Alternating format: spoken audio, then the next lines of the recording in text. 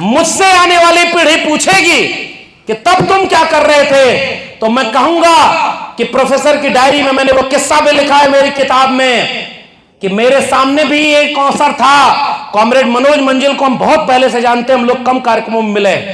गांव में जब गांव में लड़ाई होती थी तो हम एक ऐसे कॉमरेड को जानते थे जिसके ऊपर जितनी लड़ाई उतना ज्यादा मुकदमा हुआ। कॉमरेड रिंकू यहां बैठे हुए हैं, उन लोगों ने अपना पूरा जीवन संघर्षों में खपा दिया।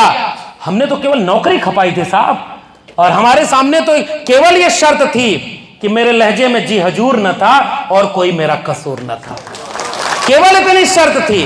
उनके सामने हम झुके नहीं, और आज हम ये दावे से कह सकते हैं। एक बात बताइए, आप इतने वक्त से आए, क्या आपको ये हौसला और हिम्मत आज के आयोजन के बाद मिला कि अगर हम एकजुट हो जाएं तो 4 महीने में भी बिहार से दंगाइयों और सामंतियों की विदाई कर सकते हैं और बाबा साहब के संविधान के राज को स्थापित कर सकते हैं? बताइए, बड़ा जोर से हाथ उठा के बताइए, हौसला मिला?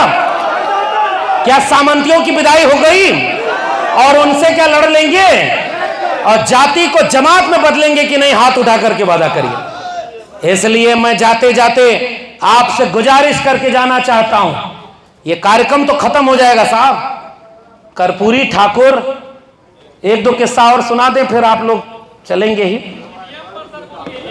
ईवीएम, हम एक बात बताएं, हैक तो कोई भी मशीन हो सकती है। अब मैं बातचीत कर रहा हूं, भाषण नहीं दे रहा हूं, सुनिएगा। दुनिया की कोई मशीन जिसे दुनिया के उन देशों ने बनाया और वही देश अपने यहां लागू नहीं करते, तो इसका मतलब वो गड़बड़ तो है। बात तो सही है, ईवीएम फ्रॉड तो है, इसमें कोई बात नहीं, लेकिन लागू है। कोई अब चुनाव के पहले जब उसकी मुकम्मल लड़ाई नहीं लड़ता तो चुनाव के वक्त तो थोड़े ही लड़ पाओगे आप। जीतोगे तो कहोगे कि ठीक है थी, और हार गए तो कहोगे मशीन गड़बड़ थी। 4 महीने में कोई आंदोलन आप ईवीएम के खिलाफ नहीं कर पाएंगे। माफ करिए, आप लोकसभा का चुनाव नहीं रोक पाए, कुछ कड़वी बात भी मान लेना चाहिए, बिना मतलब का गफलत में नहीं होना है। यहां संविधान बचाने के लिए तो एकजुट कोई तैयार नहीं हो रहा है, शिक्षा बचाने रोजगार के लिए तो कोई तैयार नहीं हो रहा है, और ईवीएम बचाने के लिए कौन आंदोलन कर रहा है? माफ करिए, इसके लिए तो मैं सहमत नहीं हूं। मैं इसका जवाब दे रहा हूं, गौर से सुनिएगा। यही ईवीएम है, अगर जनता तैयार हो जाए और दंगाइयों के खिलाफ बूथ पर खड़े होकर के अपने वोट की हिफाजत भी करे और दबा करके संविधान के पक्ष में वोट दे दे, कोई ईवीएम आपको हरा नहीं पाएगी, इस बात को याद रखिएगा। लेकिन वोट डालने के समय आपको निगरानी करनी पड़ेगी, वोट डालने के बाद निगरानी करनी पड़ेगी। 12,000 वोट का तो अंतर था, 12,000 वोट का अंतर था, लूट लिया गया। केवल ईवीएम से नहीं लूटा जाता है, दिमाग ही हैक कर लिया गया है तो ईवीएम तो छोटी चीज है। यहां सबका दिमाग ही हैक कर लिया है भाई। हमारे 90% लोगों में से 50% वोट, आधा अगर एक जगह पड़ जाए तो बताइए कि सरकार किसकी बनेगी? यानी 90% आबादी में से आधा वोट भी अगर आप एक जगह जुटा लेगा, कोई ईवीएम आपको रोक नहीं पाएगी, इसलिए याद रखिएगा। लेकिन जनता अगर आपके साथ नहीं है तो बहाना तो साहब कभी ईवीएम बनेगा, कभी महाराष्ट्र की तरह जितने जनसंख्या ने उससे ज्यादा वोटर हो जाएंगे। वोट परसेंटेज बढ़ा दे रहा है और चुनाव आयोग अब कहता है कि अब आपका आंकड़ा नहीं मिलेगा। इसलिए मैं आपसे जाते जाते कहना चाहता हूं, गांव गांव निकलना मेरे लोगों, गांव के लोगों। बल्ली सिंह चीमा की एक कविता है, ले मशाले चल पड़े हैं लोग मेरे गांव के, अब अंधेरा जीत लेंगे लोग मेरे गांव के। अब अंधेरा जीतने के लिए गांव गांव में टोली बना करके घूमना होगा। बताइए, इसके लिए तैयार हैं? आयोजन हो गया, अब सबका काम खत्म। भाषण देने वाला खुश कि हमारा भाषण हो गया, और सुनने वाला खुश कि आ गए, अच्छा भाषण हो गया। इसके बाद अगर ये काम गांव में नहीं पहुंचा तो फिर इस भाषण सुनने का मतलब क्या? पहले के समय में टोली बना करके लोग गांव गांव समझाने जाते थे, अब आप जाते हैं क्या?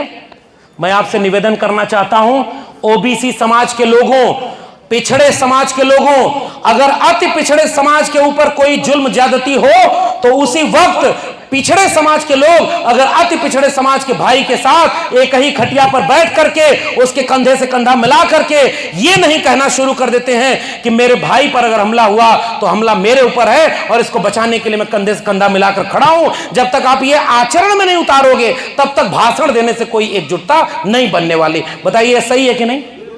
और अगर पिछड़े और अति पिछड़े समाज के लोग, एक दलित समाज के ऊपर अगर कोई अत्याचार हो, महादलित के ऊपर हो, और अगर आप अपनी लाठी लेकर के उस कमजोर को बचाने, गरीब को बचाने के लिए नहीं खड़े हुए तो भाषण देने से एकजुटता बन जाएगी क्या?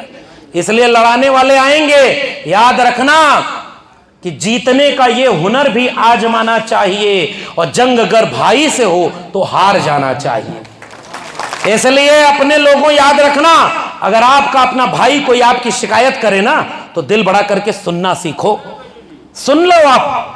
अगर कोई आप ओबीसी से हैं और अगर कोई दलित समाज का आदमी आके शिकायत करता है कि आपने ये गड़बड़ किया और आप कहते हैं कि नहीं नहीं गलत बोल रहे, हम नहीं सुनेंगे, तो कोई एकजुटता बनेगी क्या?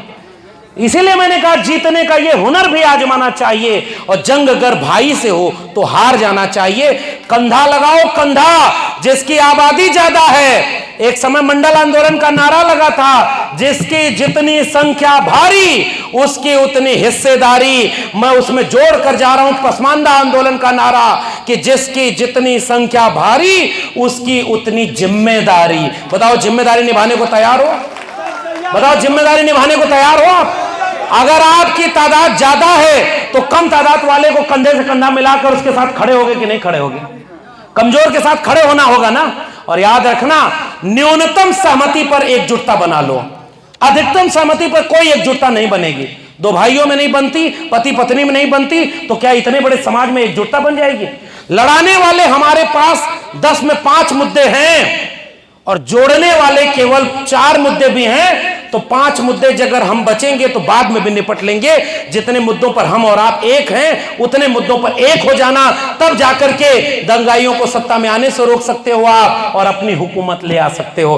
बाबा साहब के वारिस तमाम लोगों ने जब समाजवादी आंदोलन को आगे बढ़ाया तो कहा था, जाओ अपने घर की दीवारों पर लिख दो कि तुम इस देश के शासक हो। मैं आपसे यह नहीं कहने आया हूं बिहार के लोगों कि दलित पिछड़े कमजोर थे, मैं आपसे यह बताने आया हूं कि ये वही बिहार की धरती है जिसने कभी चंद्रगुप्त मौर्य और कभी सम्राट अशोक को पैदा किया था, जो हुकूमत करना जानते थे और अखंड भारत बना करके अपनी तलवार के दम पर भी राजा बनते थे। आप उसके वंशज हैं जब छत्रपति शिवाजी महाराज राज करने के लिए स्वराज का पैमाना देते थे, छत्रपति शाहू जी महाराज आरक्षण का हक देते थे, और आप उन लोगों के वारिस हो जिन्होंने लड़ करके बाबा साहब के संविधान को गांव को पहुंचाया है। कमजोर बनने का वक्त नहीं है, ताकत पहचानना। और मैं जाते जाते कह रहा हूं, किताबों का स्टॉल लगा है, जिस गांव में जाओ कभी बिरसा की, फूले की, अंबेडकर की, लोहिया की, बाबू जगदेव की, कर्पूरी ठाकुर और मंडल की कहानियों को गांव गांव सुनाना और कहना कि बिहार 4 महीने के लिए एकजुट हो जाओ, बच जाएगा बिहार। तो फैसला कर लेंगे कि आपस में किसने कहां गलती की थी अतीत में। लेकिन याद रखना, अगर हमारी गलती से बिहार 4 महीने बाद नहीं बचा तो फिर शायद बचाने लायक कोई नहीं बचेगा। ऐसे उम्मीद के साथ मुझसे आने वाली पीढ़ी पूछेगी कि तब तुम क्या कर रहे थे, तो मैं कहूंगा कि प्रोफेसर की डायरी में मैंने वो किस्सा भी लिखा है मेरी किताब में कि मेरे सामने भी एक अवसर था। कॉमरेड मनोज मंजिल को हम बहुत पहले से जानते हैं, हम लोग कम कार्यक्रमों में मिले। गांव में जब गांव में लड़ाई होती थी तो हम एक ऐसे कॉमरेड को जानते थे जिसके ऊपर जितनी लड़ाई उतना ज्यादा मुकदमा हुआ। कॉमरेड रिंकू यहां बैठे हुए हैं, उन लोगों ने अपना पूरा जीवन संघर्षों में खपा दिया। हमने तो केवल नौकरी खपाई थी साहब, और हमारे सामने तो केवल यह शर्त थी कि मेरे लहजे में जी हजूर न था और कोई मेरा कसूर न था, केवल इतनी शर्त थी। उनके सामने हम झुके नहीं, और आज हम ये दावे से कह सकते हैं कि हम विचारधारा के मानने वाले लोग हैं। दंगाइयों से न कभी समझौता हमारे पुरखों ने किया, न हम करेंगे और न आने वाली पीढ़ियों को करने देंगे। इसी हौसले के साथ बिहार के लोगों, आपको क्रांतिकारी सलाम करता हूं, और मैं याद करना चाहता हूं, अगले 4 महीने गांव गांव कर्पूरी जगदेव मंडल की विरासत को ले चलना, बाबा साहब के संविधान को ले चलना, लोहिया के समाजवाद को ले चलना और वंचितों शोषितों की लड़ाई को ले चलना। बिहार को लड़के बिहार को बचाएंगे, संविधान वाला बिहार बनाएंगे और बाबा साहब के सपनों को पूरा करेंगे। इसी उम्मीद के साथ जय भीम, जय मंडल, संविधान जिंदाबाद, उल गुलाम जिंदाबाद, इंकलाब जिंदाबाद।